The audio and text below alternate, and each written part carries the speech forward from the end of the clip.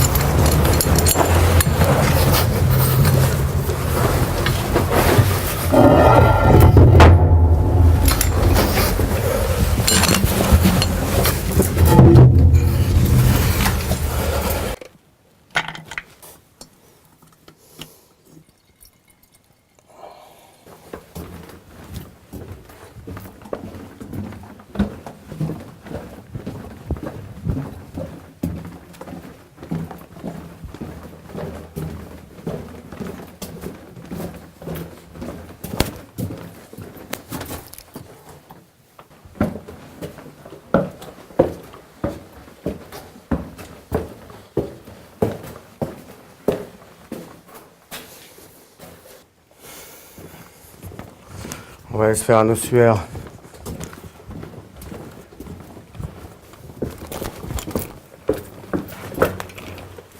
Donc tu as une petite chatière avant de rentrer puisque les ossuaires étaient murés le plus souvent.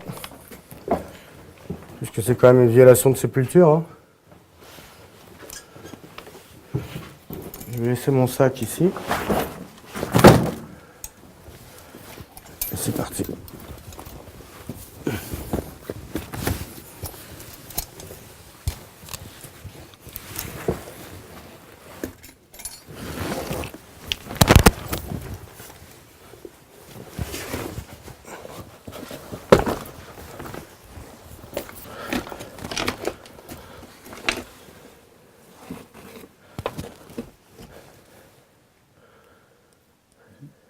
Bah viens, rentre.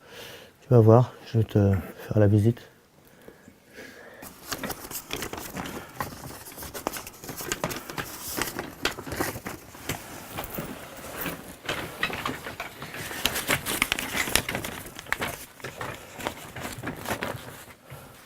Alors.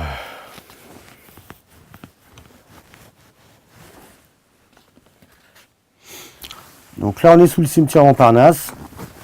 Le cimetière Montparnasse, c'est 8 km de galerie, c'est 20 ans de consolidation.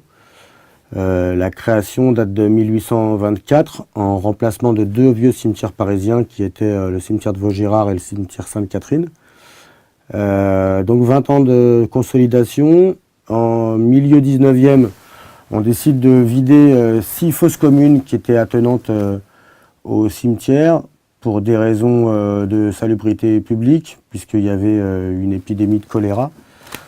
Donc ils vident les 6 communes, les 6 fosses communes, et ils décident de les descendre dans les anciennes carrières qui sont sous le cimetière, par des puits d'extraction, d'anciens puits d'extraction comme celui-là.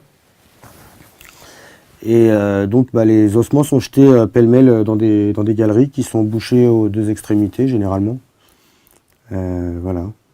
Il faut se dire qu'au départ, il y a beaucoup plus d'os que ça. Simplement, les gens sont venus, on en volait pas mal. Il y avait à une époque un bon business à faire avec les étudiants de la fac de médecine qui cherchaient des squelettes. Donc les crânes en bon état, avec des mâchoires inférieures, machin, tout ça, ça a été pillé malheureusement. Mais enfin voilà, il y a des restes quoi. Et ça, c'est donc nos ancêtres.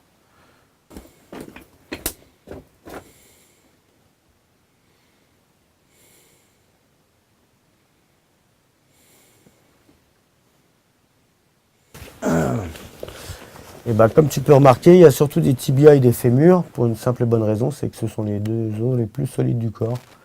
Voilà, les autres, si tu peux regarder, il y en a des plus fins. Alors après, je ne connais pas vraiment ce que c'est, mais en tout cas, voilà, il y a d'autres os plus fins. C'est un humérus, ça, non? Je sais pas, mais en tout cas, voilà. Tu vois, ça c'est un... Une hanche? Ouais, je pense un col de fémur ou un truc comme ça.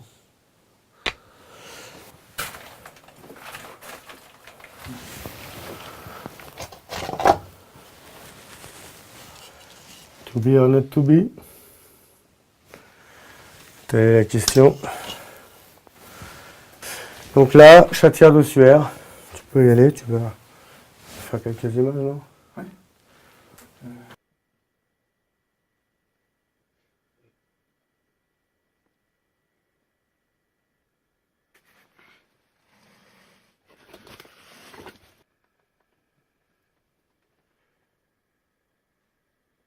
Donc le cimetière Montparnasse, il a la particularité d'avoir 2 niveaux, mais sur un bon bout de périmètre, dirais-je.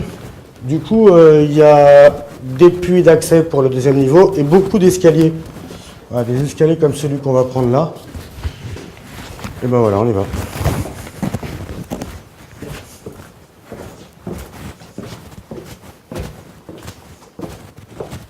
Donc ils sont tous différents.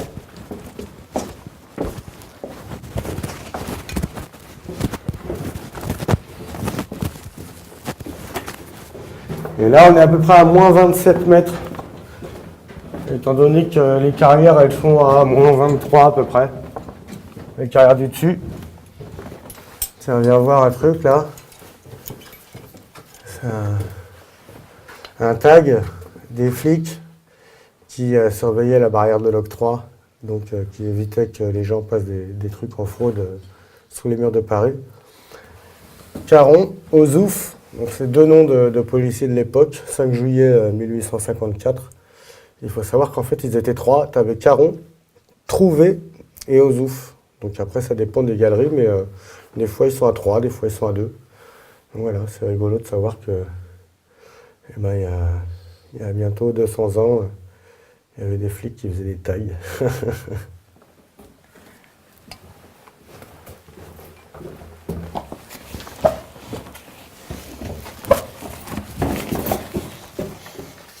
Donc ça, c'est un exemple typique de croquis qu'on peut éventuellement trouver dans les katas. C'est le croquis d'une voûte, donc en fait dessiné par un chef d'équipe carrier, dirais-je, pour montrer à ses collaborateurs comment ça se passait, la construction d'une voûte. Donc on peut lire qu'ici, il y a marqué clé. Donc voilà, c'était un cours de maçonnerie, quoi.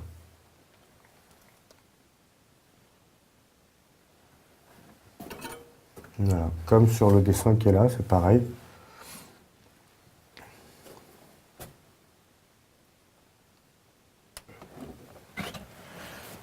Donc toujours sous le cimetière Montparnasse, on va remonter au niveau 0 par l'escalier de cristal.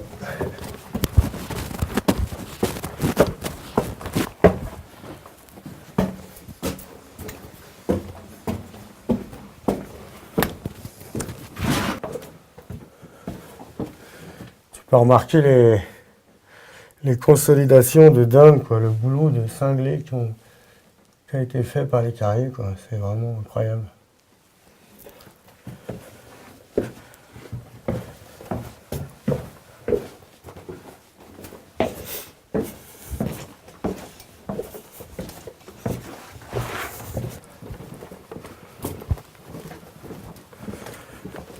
Tiens, bon, on arrive au bureau du centre. Donc là, on est sous le cimetière Montparnasse. Et le bureau du centre, c'est une salle qu'on a déblayée avec des potes il y a plus de 15 ans, dans les années 90. Et puis, ben voilà, regarde. Je pense qu'à l'époque, ça devait être un bureau pour le contremaître ou un truc dans le genre. Donc on rappelle qu'on est donc sous le cimetière, que sous le cimetière, tu as des ossuaires, d'où le nombre important d'ossements qui se trouvent dans la pièce. A priori, je pense que les mecs sont en train de refaire une déco.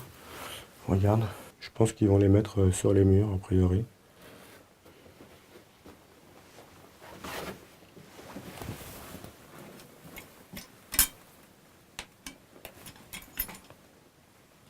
Qu'est-ce que c'est que ce crâne là? A priori, c'est un crâne qui a été trépané, puisqu'à l'époque, beaucoup de médecins se servaient des crânes qu'ils trouvaient, enfin des morts même éventuellement, pour faire des recherches. Et donc, a priori, ça, c'est une trépanation.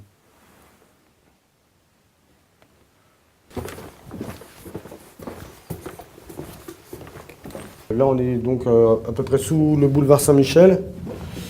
On arrive au lieu-dit de la tombe de Philibert Asper. Alors, Philibert Asper, c'est, selon l'histoire, le portier du Val-de-Grâce en 1793. L'histoire dit qu'il cherche le trésor des Chartreux. Donc on peut s'imaginer que le trésor, c'est des bouteilles de liqueur. Donc il part du Val-de-Grâce, qui est pas loin d'ici, avec sa lampe à huile, se perd dans les dédales des carrières, et a priori, n'ayant plus de lumière, il meurt à cet endroit. Il est retrouvé 11 ans après par des gens de l'IGC qui font des relevés de carrière. Il est inhumé en la même place. Et en fait, on le reconnaît grâce à son trousseau de clés. Donc voilà, ça c'est l'histoire de base, telle qu'elle est écrite dans les livres, ou même sur cette plaque. L'autre histoire, c'est que j'ai pas mal de potes qui ont cherché l'existence de ce Philibert Asper, que ce soit dans les registres du Val-de-Grâce, ou même dans les archives de la ville de Paris. On n'a jamais retrouvé trace de ce Philibert Asper. Donc on imagine que c'est Éric Arleturi, à l'époque ingénieur en chef de l'IGC, qui fait une blague entre guillemets cataphilienne. Voilà, c'est qu'il mélange le mythe de la carrière, des morts, voilà. D'ailleurs, même le nom Philibert Asper, c'est assez étrange, quoi. Philibert Isper, Philibert Asper, voilà, entre perdre, Philibert, machin, bref.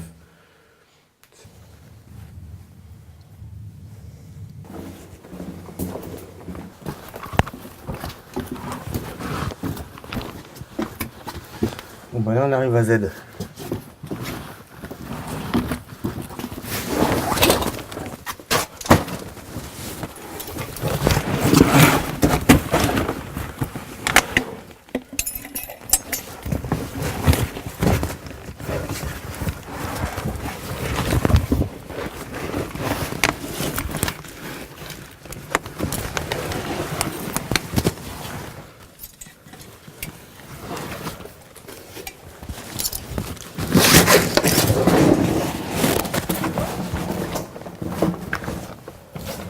La salle Z, déjà, c'est une carrière du Moyen-Âge à piliers tournés, avec des grands vides.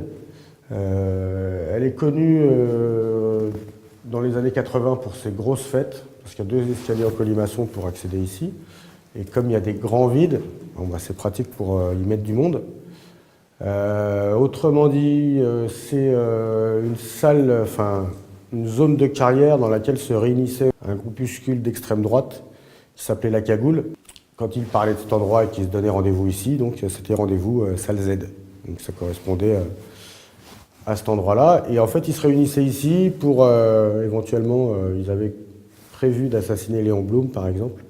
En tout cas, ils essayaient de renverser la démocratie, quoi. Voilà. D'où le nom de salle Z.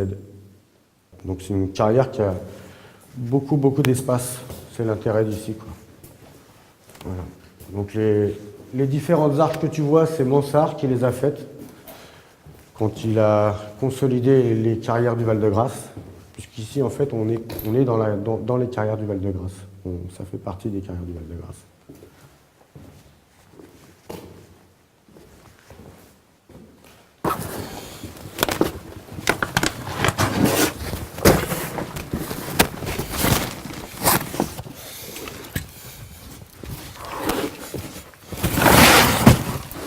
Alors ici, on est à la salle du groupe électrogène. Salle de l'électrogène, ça s'appelle ici.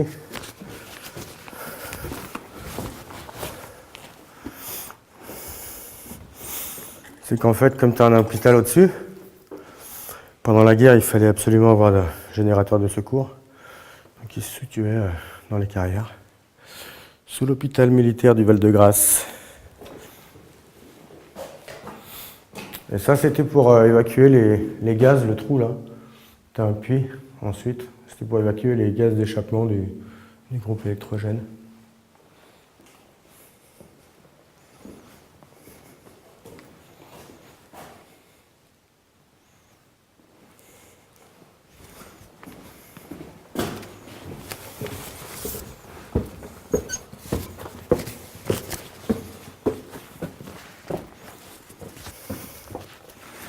Ouais, regarde, là on est sous l'église du Val-de-Grâce.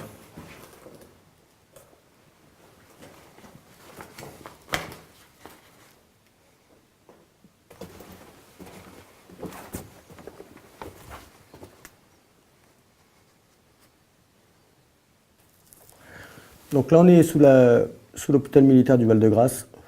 Alors autrefois c'est un terrain qui appartient à une communauté religieuse. Elle a été achetée par la reine Anne d'Autriche, mère de Louis XIV. En fait, elle fait construire l'église du Val-de-Grâce en remerciement de la naissance de son fils, donc de Louis XIV, en 1639. Les travaux débutent en 1645, quand on s'aperçoit qu'il y a un grand nombre de vides sous le terrain. Donc Mansart, architecte, est nommé en même temps qui doit faire l'église du dessus, est nommé aussi pour consolider le terrain qui se trouve en dessous.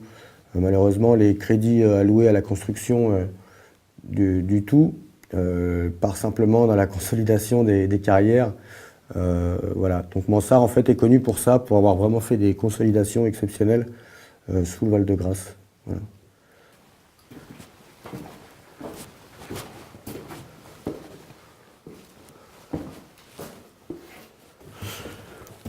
Ce qui est dingue ici, c'est que tu n'as pas de plaques, très peu de plaques. Donc c'est pas comme dans le reste du réseau où si tu as un peu de logique, tu ne te perds pas. Là, c'est vaste. Et puis, ben, il n'y a aucune indication, ou très peu. Ben, une plaque qui atteste que là, on se trouve sous les jardins du Val-de-Grâce.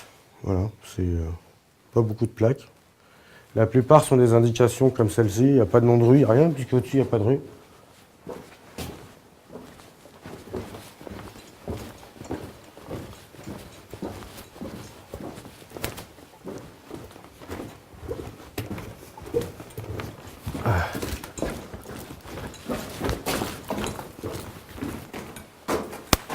Voilà, et là on arrive à l'escalier Mansart. Donc cet escalier, c'est un escalier droit, il n'y en a qu'un dans les katas qui est comme ça. Là maintenant il est fermé par une porte, il est classé monument historique. En fait c'est un remplacement d'une entrée en pente douce à l'époque qui s'est effondrée. Donc Mansart, en même temps qu'il faisait les consolidations sous le terrain pour construire l'église pour Anne d'Autriche, donc a fait cet escalier. Et on lui a donné le nom de Mansart bien plus tard, par contre.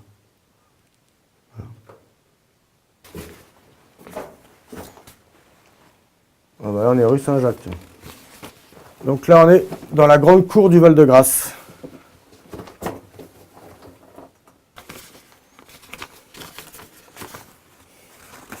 Donc là, on arrive à une plaque qui a été faite en l'honneur d'un cataphile décédé qui s'appelait TNT, de son surnom de cataphile, et Alain Fontaine, de son nom d'état civil. Voilà, c'était un mec hyper actif dans les katas qui est décédé d'un accident de moto. Voilà, donc, rest in peace.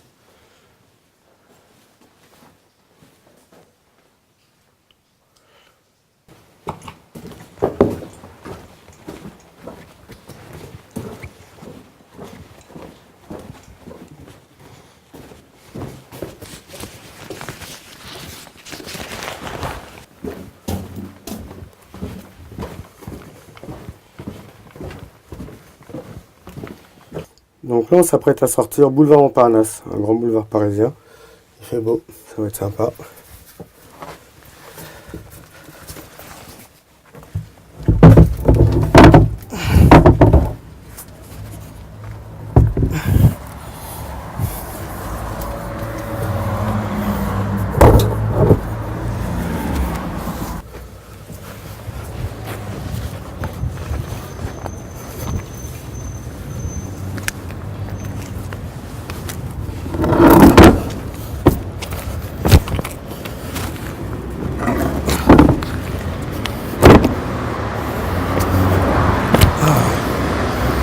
Sa mère.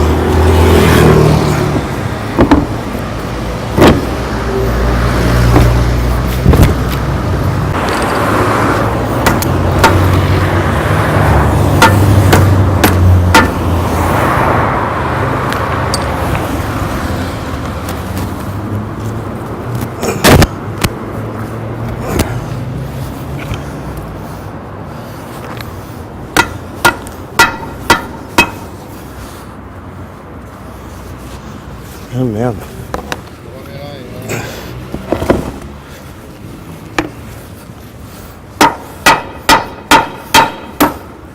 Voilà.